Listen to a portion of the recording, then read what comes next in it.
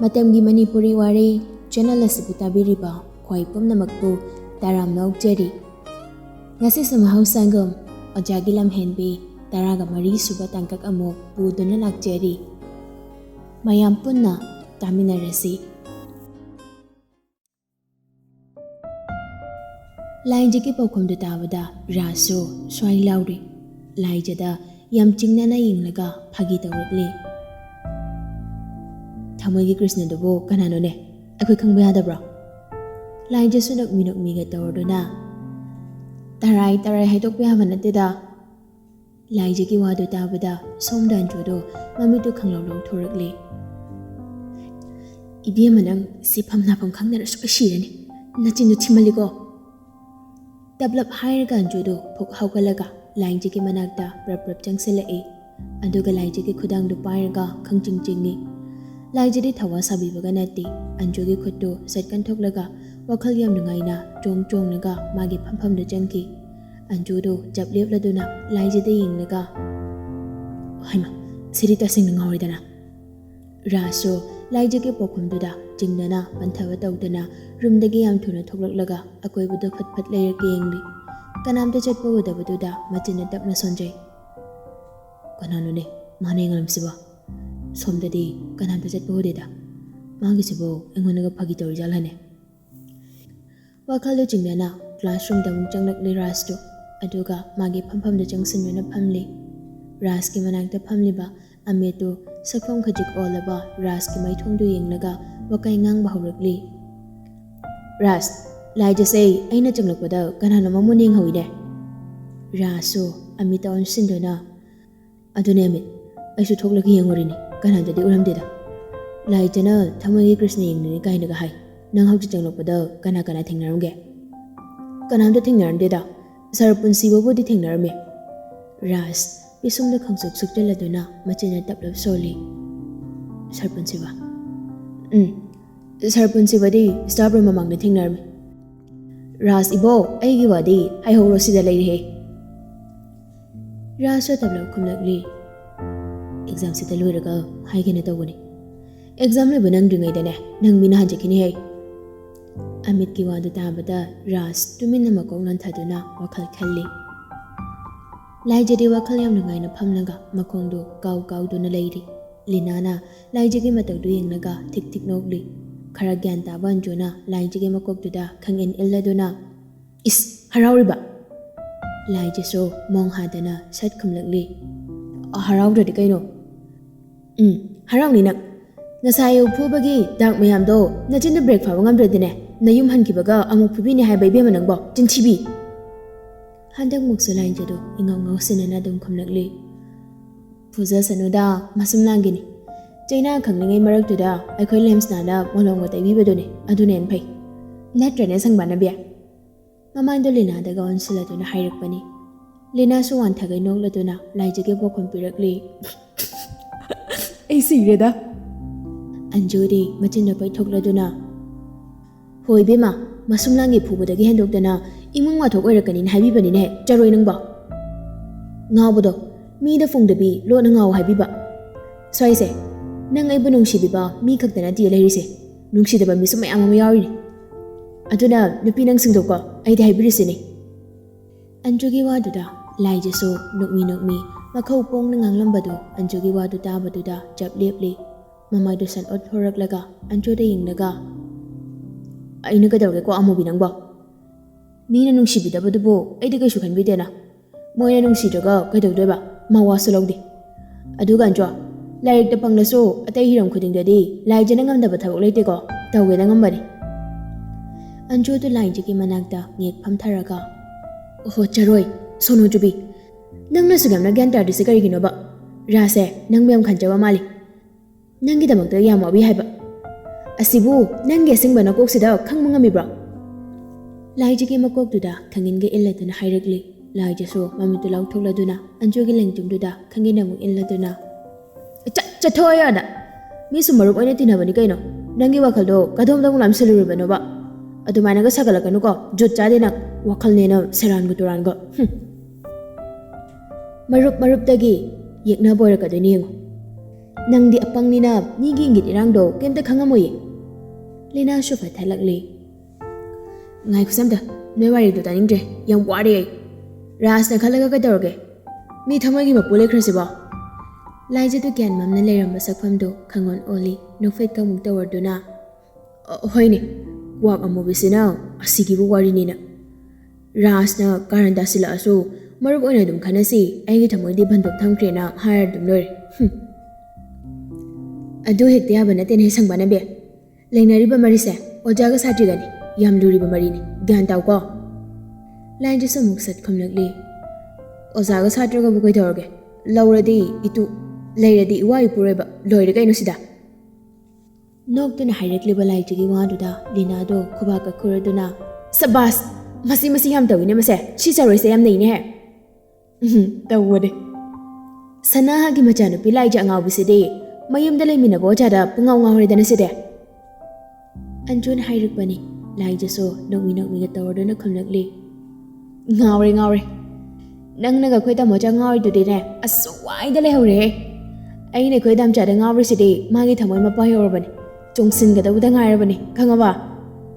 Ahomdo yayaga nokli dalaktuda oja changlakpadagi sanaramba warido pomchai chaithokre. Asumna class mathang tawrab matung sudi thabagi matam oirakli. Laijana hengamdana application ama iraga Raska nupi humari duga principal room lomda mugtana lagli. Ras kanjuga principal room da thajankre. Aduga makoina thongjin mayadada leplaga lehori. Laijadi thangnaba staff room duda japtharaga yengli. Punsibaso yum halamdaigi che khara paradona upoda hapjin bahona ringai talakduda punsibagi pocket da yawriba phone do ring khingalakli. Laijasu kanano haibagom mana thangalaga tari. Punsibaso pocket agi phone do lawthokladuna paikhalli. Hello, Dendia. Punsibana lingjal pankibadu tabada laijado mamit khanglo lawthorakli. Laijaga lepminaramliba Linaso laijada khangengenglakli. Tanjaduda punsibaso phone da wari sanaraga room dagi thorakli. Thongjal mayada laijaga Linaga do leplaga leirambaduda punsibaso makhuta pariba phone duna nakongda thamnaga magi hongnabi mina henjinma ngamdaba khawtak jaba mityengdo spec manungdudagi yenglakli. Adugumlaba sathiba mityengduda laijaga lingjalgaso khangprek khangi. Kitang gift leina leplamba nupi anido hainaruba tawdana dapnapsinaki. Sudi tharaga sida kaidawrige. Khonjal kanlap ka hairakpani. Laijadu lalat ka tawraga punsibada kirup ka yengleduna khamlakli. Principal da application pirambani. Lambi lamphai chatabida yumda phazan halo. Hoi. Punsibada lainjuda mukta yenglamlaka nakongda thamniba phone duda mo ansilanga wari sanaraga jatkre. Lingja kapkano basi dachau thoidana lakaniba. Asi hairaga punsibado gam chatki. Laijaso mamito punsibada suklap yenglaga machina sugaladuna. Haujikido langjal hanadro. Lina su punsibada sum yengladuna. Laija noi sarse nupi koiba malida. Wari ko sana se yadeba. Nupi ga thiyamniside. Laijado Linagi waduda amukki henado piri dum taw khalakli. Aduni kafkanu lakani kaino ga haide. Jasi zaroi piri tawgonaga kanararoi. Anjuna tungdagi hairakpani laijado mamailai thorakduna anjuda yeng thorakpani. Kaino charoi piri ga tawmisina. Laija yamdungaitana kashu tawde jasila yumda yam thuna chatningai. Asi hairaga laijado mang tharaga gam chatkri. Anjusu gyan tadri Linagi pambomduda payarduna. Sangbana be amase kadorge. Rasti. Linasu ras odabaduda hanglakpani. Boarding lomda janghiwani. Aina hanglisidi kumde jaroi se kadorge haba. Lambida saner se kadorge law. Amase ayokri. Asumna anjuga Linaga do laijige manakta prap lagli. Magi cycle singdu induna thorakli. Cycle ga du thawi banati. Sorok duda paring sana cycle du induna lagli. Laijiri tumina wakhalama du chatli. Linana anjoda wari du tamli. Anju su jingnana laijida yingladuna. Asengba laija. Sir se chahi su yamlamani. ꯀꯣꯏꯅꯕ ꯅꯨꯄꯤꯗꯤ ꯂꯩꯔꯝꯒꯗꯕ ꯃꯥꯜꯂꯦ ꯂꯥꯏꯖꯗꯤ ꯏꯉꯥꯎ ꯉꯥꯎꯖꯕꯤꯅꯤ ꯁꯔꯁꯤ ꯄꯥꯝꯃꯤ ꯅꯨꯡꯁꯤ ꯃꯆꯤꯟꯗ ꯍꯥꯏꯖꯕꯒꯤ ꯋꯥꯅꯤ ꯋꯥꯈꯜꯗ ꯐꯥꯎꯔꯤꯕ ꯅꯨꯡꯁꯤꯕꯒꯤ ꯃꯃꯤꯗꯨꯗꯤ ꯃꯅꯨꯡ ꯍꯛꯆꯤꯟꯅ ꯈꯪꯗꯦ ꯑꯗꯨꯒ ꯄꯨꯟꯁꯤꯕꯅ ꯅꯨꯄꯤ ꯀꯣꯏꯔꯝꯒꯗ꯭ꯔꯥ ꯍꯥꯏꯕꯒꯤ ꯋꯥꯈꯜꯁꯨ ꯂꯥꯝꯁꯤꯜꯂꯨꯗꯦ ꯑꯗꯨꯕꯨ ꯑꯟꯖꯨꯅ ꯍꯥꯏꯔꯛꯄꯗꯨꯗ ꯋꯥꯈꯜꯗ ꯅꯨꯡꯉꯥꯏꯇꯕ ꯐꯥꯎꯔꯛꯂꯤ ꯃꯍꯧꯁꯥꯒꯨꯝ ꯇꯞ ꯈꯨꯝꯕꯗꯨ ꯈꯨꯝꯂꯛꯈꯤꯗ꯭ꯔꯤ ꯇꯨꯃꯤꯟꯅ ꯂꯩꯈ꯭ꯔꯤ ꯉꯁꯤꯗꯤ ꯃꯔꯝꯗꯤ ꯃꯥ ꯄꯨꯟꯁꯤꯕꯒꯤ ꯃꯔꯝꯗ ꯀꯔꯤꯃꯠꯇ ꯈꯪꯗ꯭ꯔꯤ ꯂꯤꯅꯥꯁꯨ ꯐꯠ ꯈꯨꯝꯂꯛꯂꯤ ꯍꯣꯏꯅꯦ ꯑꯃꯨꯕꯤ ꯃꯤꯁ ꯅꯦꯟꯁꯤꯅ ꯃꯔꯣꯜ ꯑꯃ ꯀꯦꯁꯤꯟꯅꯕꯅꯤ ꯍꯧꯖꯤꯛꯀꯤ ꯋꯥꯔꯤ ꯈꯨꯁꯥꯟꯅꯗꯨꯅꯤ ꯀꯣꯏꯅꯔꯝꯗꯧ ꯃꯥꯜꯂꯤꯁꯦ ꯑꯗꯨꯅꯤ ꯑꯩꯁꯨ ꯍꯧꯖꯤꯛꯇ ꯈꯜꯂꯤꯅꯤ ꯅꯍꯥꯟꯈꯩꯗꯤ ꯀꯩꯝꯇ ꯈꯜꯂꯨꯗꯕꯅꯤ ꯑꯗꯨꯕꯨ ꯍꯧꯖꯤꯛꯀꯤ ꯂꯪꯖꯜ ꯀꯥꯏꯅ ꯀꯧꯈꯤꯕꯗꯣ ꯏꯁꯥꯁꯦ ꯀꯩꯅꯣꯝꯃ ꯇꯧꯔꯦ ꯂꯤꯅꯥꯒꯤ ꯋꯥꯗ ꯂꯣꯏꯐꯥꯠꯇ꯭ꯔꯤꯉꯩꯗ ꯂꯥꯏꯖꯅ ꯁꯠ ꯈꯨꯝꯂꯛꯄꯅꯤ ꯂꯤꯅꯥꯗꯣ ꯊꯑꯣꯏꯅ ꯂꯥꯏꯖꯗ ꯌꯦꯡꯂꯒ ꯑꯗꯨꯗꯤ ꯀꯃꯥꯏꯅ ꯇꯧꯅꯤ ꯆꯔꯣꯏ ꯂꯥꯏꯖꯁꯨ ꯌꯥꯝ ꯅꯨꯡꯉꯥꯏꯇꯅ ꯈꯪꯗꯦꯗ ꯑꯩ ꯏꯁꯥꯁꯦ ꯂꯩꯐꯝ ꯑꯝꯇ ꯈꯪꯗꯦ ꯋꯥꯍꯩꯁꯦ ꯍꯥꯏꯔꯗꯨꯅ ꯇꯨꯃꯤꯟꯅ ꯑꯃꯨꯛ ꯂꯩꯈ꯭ꯔꯦ ꯃꯃꯥꯟꯅꯕꯤ ꯑꯅꯤꯗꯨꯁꯨ ꯂꯥꯏꯖꯒꯤ ꯃꯑꯣꯡꯗꯨꯗ ꯅꯨꯡꯉꯥꯏꯇꯅ ꯁꯨꯝ ꯆꯠꯂꯤ ꯋꯥꯗꯤ ꯃꯈꯥ ꯇꯥꯅꯗ꯭ꯔꯤ ꯈꯤꯇꯪ ꯆꯠꯂꯒ ꯂꯥꯏꯖꯗꯣ ꯀꯔꯤ ꯈꯜꯂꯛꯄꯅꯣ ꯈꯪꯗꯦ ꯈꯪꯍꯥꯏꯒ ꯍꯥꯏꯔꯛꯂꯤ ꯀꯣꯏꯅꯕ ꯂꯩꯒꯦꯔꯥ ꯑꯃ ꯇꯧꯒꯦꯔꯥ ꯁꯔꯁꯦ ꯍꯧꯖꯤꯛ ꯄꯥꯈꯪꯗꯤ ꯑꯣꯏꯔꯤꯗꯅ ꯑꯩꯁꯦ ꯁꯨꯃꯥꯏꯅ ꯁꯨꯝ ꯂꯩꯊꯣꯛꯄ ꯌꯥꯔꯣꯏꯗꯧꯔꯤ ꯍꯣꯔꯦꯟ ꯋꯥꯔꯤ ꯁꯥꯟꯅꯁꯦꯅ ꯍꯥꯏꯕꯅꯤ ꯇꯟꯖꯥ ꯆꯥꯔꯤꯉꯩꯁꯤꯗ ꯄ꯭ꯔꯄꯣꯁ ꯇꯧꯁꯤꯜꯂꯒꯦ ꯂꯥꯏꯖꯒꯤ ꯋꯥꯇꯥꯗꯨꯗ ꯑꯟꯖꯨꯗꯣ ꯁꯥꯏꯀꯜ ꯏꯜꯂꯝꯕꯗꯨ ꯆꯞ ꯂꯦꯞꯂꯤ ꯃꯃꯤꯠꯇꯨ ꯂꯥꯎꯊꯣꯔꯛꯂꯗꯨꯅ ꯏꯃꯥꯎ ꯀ꯭ꯔꯁꯇꯒꯤ ꯍꯧꯖꯤꯛꯅ ꯄ꯭ꯔꯄꯣꯁ ꯇꯧꯔꯅꯤ ꯍꯥꯏꯅꯦ ꯌꯥꯝ ꯉꯝꯃꯤꯅꯦ ꯅꯣꯏ ꯑꯣꯖꯥ ꯂꯦꯝꯁꯅꯥꯟꯗꯨꯒꯤ ꯃꯤꯠꯌꯦꯡꯗꯨꯒ ꯀꯤꯖꯗ꯭ꯔꯣ ꯅꯪꯕꯣ ꯂꯥꯏꯖꯗꯣ ꯏꯀꯣꯝ ꯀꯣꯝꯅ ꯑꯗꯨꯝ ꯈꯨꯝꯗꯣꯔꯛꯂꯤ ꯑꯁ ꯀꯩꯗꯧꯕꯩ ꯀꯤꯗꯣꯏꯅꯣꯗ ꯃꯤ ꯅꯨꯡꯁꯤꯕꯕꯣ ꯑꯣꯖꯥꯅꯤꯅ ꯑꯗꯨꯛ ꯌꯥꯝꯅ ꯂꯦꯝꯕ ꯁꯥꯊꯤꯕꯗꯨꯗ ꯄ꯭ꯔꯄꯣꯁ ꯇꯧꯁꯤꯟꯗꯣꯏꯕ ꯀꯤꯖꯗ꯭ꯔꯣ ꯆꯔꯣꯏ ꯅꯪꯕꯣ ꯅꯨꯄꯤ ꯀꯣꯏꯅꯕ ꯂꯩꯔꯝꯂꯗꯤ ꯅꯨꯡꯉꯥꯏꯅꯤ ꯅꯪ ꯁꯥꯊꯤꯖꯅꯨꯗ ꯀꯩꯅꯣꯅꯦ ꯑꯁꯨꯃꯥꯏꯅ ꯁꯥꯊꯤꯕꯁꯤꯅ ꯅꯨꯄꯥ ꯃꯥꯟꯗ꯭ꯔꯣ ꯑꯩꯈꯣꯏ ꯗꯥꯝꯆꯥꯒꯤꯅꯦ ꯌꯥꯇꯣꯟꯒ ꯈꯤꯇꯪ ꯎꯍꯜꯂꯒ ꯂꯦꯝꯅ ꯅꯣꯛꯄ ꯃꯤꯅꯧꯗꯨꯗꯅꯦ ꯃꯤꯔꯥꯒꯤ ꯊꯃꯣꯏꯁꯤꯗ ꯒ꯭ꯔꯣ ꯒ꯭ꯔꯣ ꯑꯣꯠꯈꯥꯏꯔꯤꯕꯁꯤ ꯑꯟꯖꯨꯗꯣ ꯁꯥꯏꯀꯜꯗꯣ ꯑꯃꯨꯛ ꯏꯟꯕ ꯍꯧꯔꯤ ꯍꯩꯃ ꯁꯤꯗꯤ ꯃꯇꯥ ꯑꯃꯅꯤꯅꯦ ꯑꯗꯨꯕꯨ ꯂꯥꯏꯖꯥ ꯅꯪ ꯀꯤꯗꯕꯗꯤ ꯇꯧꯅꯨꯍꯦ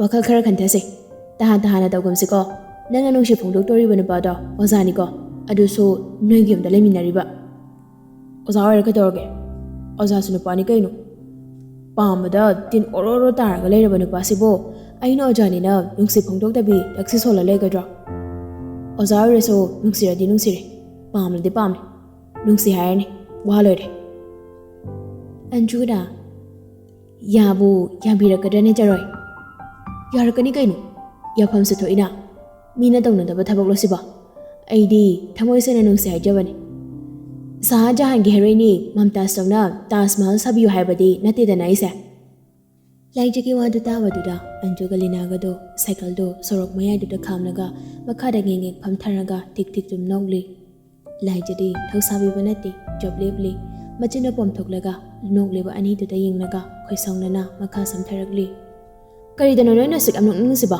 ꯆꯨꯝꯗ꯭ꯔꯣ ꯑꯩꯅ ꯍꯥꯏꯁꯦ ꯅꯨꯄꯥꯗ ꯄ꯭ꯔꯄꯣꯁ ꯇꯧꯕꯁꯤꯕꯨ ꯀꯩꯗꯧꯔꯒꯦꯕ ꯑꯩꯅ ꯑꯍꯥꯟꯕ ꯔꯣꯕꯁꯤꯕꯣ ꯃꯤ ꯂꯣꯏꯅ ꯇꯧꯅꯔꯤ ꯅꯠꯇ꯭ꯔꯣ ꯑꯗꯨꯒ ꯃꯣꯏꯅꯒ ꯅꯣꯛꯇꯅꯒꯁꯨ ꯇꯧꯔꯤ ꯂꯩꯍꯧꯔ ꯅꯣꯏ ꯑꯅꯤ ꯑꯃꯗꯨꯅ ꯅꯨꯄꯤꯒ ꯋꯥꯔꯤ ꯁꯥꯟꯅꯈꯤꯕꯒꯤ ꯈꯣꯏꯗꯧ ꯁꯥꯎꯅꯤꯡꯕꯅꯦ ꯋꯥꯍꯩꯁꯦ ꯍꯥꯏꯔꯝꯂꯒ ꯂꯥꯏꯖꯗꯨ ꯁꯥꯏꯀꯜꯗꯨ ꯏꯜꯂꯒ ꯒꯝ ꯆꯠꯈꯤ ꯅꯣꯛꯂꯝꯕ ꯑꯅꯤꯗꯨꯁꯨ ꯂꯥꯏꯖꯅ ꯁꯥꯎꯔꯒ ꯆꯠꯈꯤꯕꯗꯨꯗ ꯌꯦꯡꯅꯔꯒ ꯐꯨꯛ ꯍꯧꯒꯠꯅꯩ ꯑꯗꯨꯒ ꯃꯥꯒꯤ ꯁꯥꯏꯀꯜꯗꯨ ꯏꯜꯂꯗꯨꯅ ꯂꯥꯏꯖꯕꯨ ꯇꯥꯟꯅꯔꯛꯂꯤ ꯑꯟꯖꯨꯗꯨ ꯅꯣꯛꯄꯗꯨ ꯈꯪꯖꯤꯜꯂꯗꯨꯅ ꯂꯥꯏꯖꯥ ꯉꯥꯏꯈꯣꯅꯦ ꯅꯪꯕꯣ ꯑꯁꯤꯒꯤꯕꯨ ꯁꯥꯎꯔꯤ ꯃꯥꯜꯂꯤꯅꯦ ꯉꯥꯏꯈꯣ ꯍꯥꯏꯔꯒ ꯂꯥꯏꯖꯁꯨ ꯃꯃꯥꯏꯗꯨ ꯂꯩꯊꯣꯔꯛꯇꯕꯤ ꯋꯥꯔꯧꯅ ꯁꯨꯝ ꯈꯨꯝꯂꯛꯂꯤ ꯁꯥꯎꯗꯦ ꯑꯩꯈꯣꯏ ꯅꯣꯏꯅ ꯃꯇꯦꯡ ꯄꯥꯡꯕꯤꯒꯗ꯭ꯔꯥ ꯍꯥꯏꯔꯒ ꯅꯣꯏ ꯑꯅꯤꯅ ꯑꯣꯏꯅ ꯅꯣꯛꯅꯕꯤꯔꯤ ꯅꯠꯇ꯭ꯔꯣ ꯑꯃꯨꯛꯀꯁꯨꯅꯦ ꯑꯟꯖꯨꯗꯣ ꯂꯥꯏꯖꯒꯤ ꯃꯅꯥꯛ ꯌꯧꯁꯤꯜꯂꯛꯂꯤ ꯅꯥꯀꯟ ꯑꯅꯤꯗꯨꯗ ꯁꯥꯏꯀꯜꯗꯨ ꯏꯜꯂꯗꯨꯅ ꯑꯟꯖꯨꯅ ꯂꯥꯏꯖꯕꯨ ꯊꯦꯝꯖꯤꯟꯕꯤꯔꯛꯂꯤ ꯍꯩ ꯆꯔꯣꯏ ꯉꯥꯎꯕꯤ ꯉꯥꯎꯔꯤꯗꯣ ꯀꯔꯤꯒꯤꯅꯣꯅꯦ ꯅꯣꯛꯅꯕ ꯅꯠꯇꯦꯅꯦ ꯀꯗꯥꯏꯗꯒꯤ ꯅꯪꯗꯤ ꯁꯍꯥꯖꯍꯥꯟ ꯑꯗꯨ ꯑꯗꯥ ꯄꯜꯂꯒ ꯍꯥꯏꯔꯛꯄꯗꯨꯗ ꯅꯣꯛꯅꯤꯡꯕꯒꯤ ꯅꯣꯛꯄꯅꯤ ꯅꯪꯉꯣꯟꯗ ꯀꯅꯥꯅ ꯅꯣꯛꯅꯕ ꯋꯥ ꯍꯥꯏꯌꯣ ꯍꯥꯏꯒꯦ ꯅꯠꯇ꯭ꯔꯅꯦ ꯁꯪꯃꯥꯟꯅꯕꯤ ꯑꯟꯖꯨꯗꯣ ꯃꯀꯣꯛꯇꯨ ꯈꯤꯇꯪꯒ ꯆꯦꯞꯊꯔꯒ ꯂꯤꯅꯥꯗ ꯌꯦꯡꯂꯒ ꯍꯥꯏꯔꯛꯄꯅꯤ ꯈꯪꯖꯔꯦ ꯂꯤꯅꯥꯁꯨ ꯅꯣꯛꯃꯤꯒ ꯇꯧꯔꯗꯨꯅ ꯈꯨꯝꯂꯛꯂꯤ ꯃꯥꯅꯦ ꯂꯥꯏꯖ ꯅꯪꯒꯤ ꯋꯥꯉꯥꯡꯗꯨꯗ ꯁꯨꯝ ꯅꯣꯛꯄꯅꯤ ꯑꯩꯈꯣꯏ ꯑꯍꯨꯝꯗꯤ ꯆꯞ ꯃꯥꯟꯅꯩ ꯀꯩꯒꯤ ꯅꯣꯛꯅꯗꯣꯏꯅꯣ ꯅꯨꯄꯤ ꯃꯆꯥꯗ ꯊꯣꯛꯑꯣ ꯑꯃꯨꯕꯤꯒ ꯑꯩꯒꯅ ꯃꯇꯦꯡ ꯄꯥꯡꯕꯤꯗꯣꯏꯅꯤ ꯂꯥꯏꯖ ꯅꯣꯛꯐꯦꯠꯀ ꯇꯧꯔꯛꯂꯤ ꯌꯥꯝ ꯒ꯭ꯌꯥꯟ ꯇꯥꯅꯒ ꯍꯥꯏꯔꯛꯂꯤ ꯑꯗꯨꯃꯥꯏꯅ ꯉꯁꯥꯏꯅ ꯍꯥꯏꯔꯗꯤ ꯑꯩ ꯁꯥꯎꯈꯤꯗ꯭ꯔꯣ ꯆꯟꯗꯥꯟꯒꯤ ꯃꯆꯥꯁꯤꯡꯁꯤꯗꯤ ꯑꯗꯨꯕꯨ ꯂꯥꯏꯖꯥ ꯅꯪꯒꯤꯁꯦ ꯈꯔꯗꯤ ꯂꯨꯗꯧꯔꯤꯍꯦ ꯑꯩꯈꯣꯏꯁꯦ ꯃꯇꯦꯡꯗꯤ ꯄꯥꯡꯕꯤꯗꯧꯔꯤꯕꯅꯦꯕ ꯑꯗꯨꯕꯨ ꯃꯄꯥꯟ ꯊꯣꯛꯅ ꯄꯥꯡꯕꯗꯤ ꯉꯝꯗꯧ ꯃꯥꯟꯗꯦ ꯃꯔꯝꯗꯤ ꯅꯪꯅ ꯄ꯭ꯔꯄꯣꯁ ꯇꯧꯗꯧꯔꯤꯕ ꯅꯨꯄꯥꯁꯦ ꯑꯣꯖꯥ ꯑꯣꯏꯕꯅꯤꯅ ꯑꯟꯖꯨꯅ ꯍꯥꯏꯔꯤꯕ ꯋꯥꯗꯨ ꯂꯥꯏꯖꯗꯤ ꯀꯩꯝ ꯈꯟꯕꯤꯕ ꯅꯠꯇꯦ ꯃꯥꯒꯤ ꯊꯣꯛꯄ ꯉꯝꯅꯕ ꯁꯠ ꯍꯦꯛꯇ ꯈꯨꯝꯗꯣꯔꯛꯂꯤ ꯑꯣꯍꯣ ꯌꯥꯔꯦ ꯃꯅꯨꯡꯗ ꯄꯥꯡꯒꯦꯔꯥ ꯃꯄꯥꯟꯗ ꯄꯥꯡꯒꯦꯔꯥ ꯅꯣꯏ ꯑꯅꯤꯅꯅꯦ ꯑꯩꯒꯤ ꯇꯨꯡꯗꯇ ꯂꯦꯞꯄꯤꯌꯨ ꯑꯗꯨꯅ ꯌꯥꯖꯔꯦ ꯂꯤꯅꯥꯅ ꯑꯗꯨꯅꯤꯗꯅ ꯂꯥꯏꯖꯥ ꯅꯪ ꯀꯅꯥꯝꯇ ꯀꯤꯔꯨꯅꯨꯀꯣ ꯅꯪꯒꯤ ꯇꯨꯡꯗ ꯑꯟꯖꯨꯒ ꯑꯩꯒ ꯂꯩꯔꯤꯁꯤꯅꯤ ꯂꯥꯏꯖꯥ ꯂꯤꯅꯥꯗ ꯃꯃꯥꯏꯗꯣ ꯑꯣꯟꯁꯤꯜꯂꯛꯂꯒ ꯑꯗꯨ ꯁꯪꯕꯥꯅꯕꯤ ꯅꯨꯄꯥ ꯀꯣꯏꯕꯁꯤ ꯅꯨꯡꯉꯥꯏꯕ꯭ꯔꯣ ꯑꯩꯒꯤꯗꯤ ꯑꯩꯅ ꯁꯔꯗꯣ ꯀꯣꯏꯗꯣꯏꯅꯤꯅ ꯀꯔꯤ ꯀꯃꯥꯏꯅ ꯇꯧꯅꯩꯗꯣ ꯈꯔ ꯅꯪꯅ ꯇꯥꯛꯄꯤꯌꯨ ꯅꯪꯅ ꯈꯪꯕ ꯍꯥꯏꯗꯣ ꯈꯔ ꯊꯣꯛꯑꯦꯕ ꯀꯣ ꯅꯨꯄꯥ ꯀꯣꯏꯅꯕꯁꯦ ꯌꯥꯝ ꯅꯨꯡꯉꯥꯏꯕ ꯖꯥꯠꯅꯤꯗ ꯂꯥꯏꯖꯥ ꯅꯪ ꯀꯣꯏꯔꯒ ꯈꯪꯉꯅꯤ ꯑꯩꯗꯤ ꯍꯧꯖꯤꯛ ꯀꯣꯏꯅꯔꯤꯕ ꯅꯨꯄꯥꯁꯦ ꯍꯥꯠꯇꯣꯛꯅꯤꯡꯕ ꯑꯃ ꯌꯥꯎꯔꯦ ꯏ ꯀꯩꯒꯤꯅꯣ ꯑꯗꯨꯗꯤ ꯑꯣ ꯅꯪꯒꯤ ꯁꯔꯗꯨꯒ ꯀꯣꯏꯅꯔꯒꯅꯦ ꯈꯪꯉꯣ ꯐꯣꯔꯃꯨꯂꯥꯗꯨꯗꯤ ꯑꯩ ꯍꯣꯔꯦꯟ ꯑꯣꯏꯅ ꯍꯥꯏꯕꯤꯔꯒꯦ ꯏꯁ ꯅꯨꯡꯉꯥꯏꯈ꯭ꯔꯦꯗ ꯅꯣꯏ ꯑꯅꯤꯁꯦ ꯑꯦꯛꯖꯥꯝꯅ ꯈꯤꯇꯪꯗ ꯉꯥꯏꯔꯦ ꯀꯞꯅꯗꯧꯕ ꯂꯥꯎꯅꯗꯧꯕ ꯂꯥꯏꯖꯗꯣ ꯑꯟꯖꯨꯗ ꯃꯃꯥꯏꯗꯣ ꯑꯃꯨꯛ ꯑꯣꯟꯁꯤꯜꯂꯛꯂꯒ ꯑꯟꯖꯨ ꯏꯕꯦꯝꯃ ꯅꯪꯇ ꯉꯥꯏꯍꯧꯔꯦ ꯅꯪ ꯁꯒꯣꯏ ꯇꯥꯃꯣꯆꯥꯗ ꯐꯣꯡꯗꯣꯛꯑꯣꯗꯅ ꯉꯝꯖꯔꯣꯏ ꯑꯩꯗꯤꯅꯦ ꯅꯪ ꯂꯩꯔꯤꯉꯩꯗ ꯃꯧ ꯑꯣꯏꯕ ꯇꯜꯂꯦ ꯑꯩꯈꯣꯏꯅꯤ ꯈꯠꯅꯅꯤꯌꯦ ꯑꯗꯨꯅ ꯅꯪ ꯍꯥꯟꯅ ꯌꯨꯝ ꯄꯥꯟꯊꯣꯛꯈ꯭ꯔꯣ ꯑꯗꯨꯒ ꯂꯥꯛꯑꯒꯦ ꯑꯟꯖꯨꯒꯤ ꯋꯥꯗꯨꯗ ꯑꯍꯨꯝꯗꯨ ꯅꯣꯛꯂꯤ ꯅꯣꯛꯂꯝꯕ ꯂꯥꯏꯖꯗꯣ ꯀꯔꯤ ꯈꯜꯂꯛꯄꯅꯣ ꯈꯪꯗꯦ ꯖꯣꯕ ꯑꯃꯨꯛ ꯂꯦꯞꯂꯗꯨꯅ ꯍꯥꯊꯨꯒ ꯍꯥꯏꯔꯛꯂꯤ ꯑꯁ ꯋꯥꯊꯤ ꯋꯥꯔꯦꯝ ꯉꯥꯡꯗꯅ ꯃꯇꯝꯁꯦ ꯐꯅꯌꯥꯝ ꯍꯧꯖꯤꯟꯈ꯭ꯔꯦꯕꯁꯦ ꯉꯁꯥꯏꯅ ꯁꯥꯏꯀꯜꯁꯦ ꯊꯧꯔꯗꯤ ꯌꯨꯝ ꯌꯧꯔꯅꯤ ꯀꯥꯟꯅꯗꯦ ꯋꯥꯊꯤꯕꯤꯁꯤꯡꯁꯤꯒ ꯋꯥꯔꯦꯝ ꯉꯥꯡꯅꯗꯣꯏ ꯁꯔꯨꯛꯄꯨꯗꯤ ꯌꯨꯝꯗꯅꯦ ꯄꯥꯝꯃꯨꯕꯗꯣ ꯉꯥꯏꯔꯝꯂꯅꯤ ꯋꯥꯔꯤ ꯁꯥꯟꯅꯁꯦꯅ ꯍꯥꯏꯍꯧꯕꯅꯦ ꯅꯣꯏ ꯑꯅꯤ ꯂꯩꯍꯧꯈꯤꯗ꯭ꯔꯥ ꯑꯩꯗꯤ ꯍꯜꯂꯝꯃꯒꯦꯍꯦ ꯋꯥꯗꯨ ꯍꯥꯏꯅ ꯁꯥꯏꯀꯜꯗ ꯐꯟꯒ ꯆꯣꯡꯈꯠꯈꯤ ꯑꯟꯖꯨꯁꯨ ꯈꯪꯍꯥꯏ ꯍꯥꯏꯔꯛꯂꯤ ꯆꯔꯣꯏ ꯏꯕꯦꯝꯃ ꯄꯨꯟꯅ ꯆꯠꯃꯤꯟꯅꯁꯤ ꯀꯩꯗꯧꯔꯒꯦ ꯅꯆꯤꯟꯗꯣ ꯀꯞ ꯇꯧꯗꯅ ꯆꯠꯈꯤꯅꯨ ꯀꯩꯗꯧꯔꯒꯦ ꯂꯤꯅꯥ ꯂꯥꯛꯑꯣꯍꯦ ꯑꯁꯣꯝꯅ ꯅꯨꯄꯤ ꯑꯍꯨꯝꯗꯣ ꯉꯥꯡꯅꯗꯨꯅ ꯁꯥꯏꯀꯜꯗꯨ ꯊꯧꯔꯒ ꯃꯌꯨꯝ ꯍꯟꯅꯔꯛꯂꯤ ꯂꯥꯏꯖꯁꯨ ꯌꯨꯝ ꯌꯧꯔꯤ ꯁꯨꯃꯥꯡꯗ ꯁꯥꯏꯀꯜꯗꯨ ꯈꯥꯝꯂꯝꯂꯗꯨꯅ ꯏꯃꯨꯡꯗ ꯄ꯭ꯔꯞ ꯆꯪꯂꯛꯂꯤ ꯄꯨꯟꯁꯤꯕꯒꯤ ꯔꯨꯝꯗꯨꯗ ꯍꯥꯏꯐꯦꯠ ꯌꯦꯡꯂꯝꯂꯒ ꯅꯣꯛꯐꯦꯠ ꯇꯧꯔꯗꯨꯅ ꯃꯥꯒꯤ ꯔꯨꯝꯗ ꯆꯦꯟꯁꯤꯜꯂꯛꯏ ꯐꯤꯔꯣꯜꯒ ꯍꯣꯡꯗꯦ ꯃꯣꯟ ꯃꯈꯥꯗꯒꯤ ꯐꯣꯟꯗꯨ ꯍꯥꯟꯅ ꯂꯧꯊꯣꯔꯛꯂꯒ ꯃꯥꯅ ꯍꯦꯛ ꯊꯥꯕ ꯂꯇꯥ ꯃꯪꯒꯦꯁꯀꯔꯒꯤ ꯏꯁꯩꯗꯨ ꯊꯥꯔꯤ ꯑꯗꯨꯒ ꯂꯥꯏꯔꯤꯛ ꯈꯥꯎꯗꯨ ꯇꯦꯕꯜ ꯃꯊꯛꯇꯨꯗ ꯂꯥꯛꯇꯅ ꯂꯪꯁꯤꯜꯂꯝꯂꯒ ꯈꯣꯡꯎꯞ ꯑꯗꯨ ꯂꯧꯊꯣꯛꯇꯕ ꯃꯈꯩ ꯐꯃꯨꯡꯗ ꯂꯣꯡꯅ ꯇꯨꯝꯊꯩ ꯑꯗꯨꯒ ꯃꯃꯤꯠꯇꯨ ꯆꯞꯇꯤꯡꯅ ꯌꯦꯡꯂꯒ ꯅꯨꯛꯃꯤ ꯃꯣꯟꯗ꯭ꯔꯪ ꯁꯥꯟꯅꯔꯤ ꯑꯁꯣꯝꯗ ꯄꯨꯟꯁꯤꯕꯁꯨ ꯂꯥꯏꯖꯒꯤ ꯔꯨꯝꯗ ꯊꯥꯔꯤꯕ ꯏꯁꯩꯗꯨ ꯃꯃꯤ ꯁꯥꯃꯤ ꯇꯥꯏ ꯅꯨꯡꯇꯤꯒꯤ ꯇꯥꯔꯛꯄꯒꯤꯔ ꯄꯨꯟꯁꯤꯕꯁꯨ ꯐꯤꯔꯣꯜ ꯍꯣꯡꯗꯣꯛꯅ ꯏꯁꯩꯗꯨ ꯄꯨꯛꯅꯤꯡ ꯂꯨꯞꯁꯟꯅ ꯇꯥꯔꯤ ꯔꯟꯕꯤꯔꯗꯣ ꯍꯛꯆꯥꯡꯅ ꯅꯨꯡꯉꯥꯏꯇꯕꯅꯦ ꯂꯥꯏꯖꯒꯤ ꯏꯁꯩꯗꯨ ꯇꯥꯅꯤꯡꯗꯕꯒꯤ ꯃꯅꯥꯀꯣꯡꯗꯨ ꯃꯦꯟꯁꯤꯜꯂꯒ ꯑꯁ ꯇꯥꯅꯤꯡꯈꯤꯗ꯭ꯔꯦꯗ ꯑꯋꯣꯏꯕ ꯑꯁꯤꯒꯤ ꯏꯁꯩꯁꯤ ꯅꯨꯡꯇꯤꯒꯤ ꯇꯥꯔꯤꯁꯤꯕꯨ ꯀꯔꯤꯅꯣ ꯈꯪꯗꯦꯃꯤ ꯑꯩꯈꯣꯏ ꯕꯦꯝꯃꯁꯤꯕꯣ ꯄꯨꯟꯁꯤꯕꯁꯨ ꯈꯣꯡꯎꯞꯇꯨ ꯂꯧꯊꯣꯛꯅ ꯃꯣꯡ ꯍꯥꯗꯅ ꯈꯨꯝꯂꯛꯂꯤ ꯄꯥꯝꯖꯕ ꯈꯣꯏꯗꯥꯕ ꯍꯥꯏꯁꯤꯗꯤ ꯑꯁꯤꯅꯤ ꯏꯇꯥꯎ ꯂꯥꯏꯖꯅ ꯅꯨꯡꯇꯤꯒꯤ ꯑꯁꯤꯒꯤ ꯏꯁꯩꯁꯤ ꯇꯥꯔꯤꯁꯦ ꯃꯥꯅ ꯌꯥꯝ ꯄꯥꯝꯖꯔꯨꯕꯒꯤ ꯁꯣꯏꯗꯅ ꯑꯣꯏꯔꯝꯒꯅꯤ ꯊꯃꯣꯏ ꯌꯧꯅ ꯄꯥꯝꯖꯔꯨꯕꯅ ꯅꯨꯡꯇꯤꯒꯤ ꯇꯥꯔꯁꯨ ꯄꯦꯟꯍꯥꯏꯗꯕꯅꯤ ꯍꯥꯏꯅꯕ ꯂꯩ ꯑꯍꯥꯎꯕ ꯏꯟꯁꯥꯡꯗꯤ ꯔꯤꯚꯦꯟꯁꯅꯤ ꯀꯥꯏꯅꯒ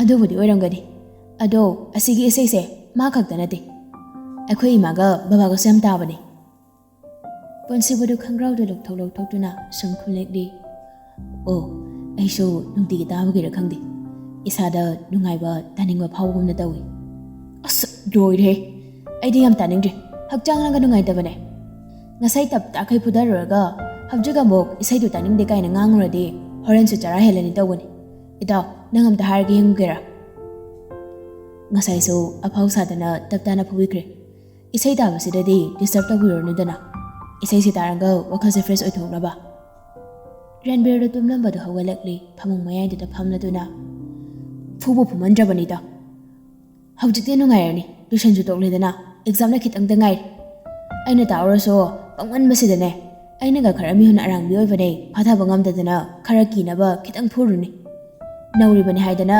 ꯀꯞꯀꯗꯕꯒꯤ ꯑꯗꯒꯤ ꯈꯤꯇꯪ ꯇꯧꯕꯒ ꯆꯔꯥꯒ ꯍꯦꯟꯕꯒꯤ ꯊꯕꯛꯁꯦ ꯌꯥꯝ ꯇꯧꯒꯟꯕꯅꯤꯗꯣ ꯑꯗꯨꯗꯤ ꯉꯁꯥꯏꯁꯨ ꯆꯥꯔꯝꯃꯔꯣꯏꯅꯦ ꯄꯨꯟꯁꯤꯕꯗꯨ ꯏꯈꯪ ꯈꯪꯍꯧꯗ ꯃꯆꯤꯟꯅ ꯁꯠ ꯍꯥꯏꯗꯣꯛꯈꯤ ꯄꯨꯟꯁꯤꯕꯒꯤ ꯋꯥꯗꯨ ꯇꯥꯕꯗ ꯔꯟꯕꯤꯔꯁꯨ ꯄꯨꯟꯁꯤꯕꯗ ꯈꯪꯌꯦꯡ ꯌꯦꯡꯂꯛꯂꯤ ꯔꯟꯕꯤꯔꯒꯤ